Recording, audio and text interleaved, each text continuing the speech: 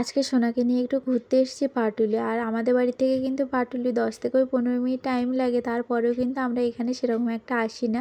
ওই বিয়ের ১ম একবার রাজা নিয়ে এসেছিল, আর এই সোনা হওয়ার পরে কিন্তু একবার নিয়ে এসছে। অবশ্য আমি ওকে বলেছি যে ওকে তো কোথাও সেরকম ঘুরতে নিয়ে যাওয়া হয় না, তো চলো ওকে একটু ঘুরিয়ে নিয়ে আসি। তো তার জন্য দেখো আজকে বিকাল বিকাল একটু এসেছিলাম, আর এসে না সোনাকে খাওয়ানো হয়নি।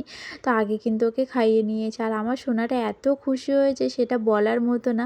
আমি হয়তো তোমাদের সাথে সেইভাবে প্রকাশ করতে পারছি না যে আমার সোনাটা কতটা খুশি হয়েছিল।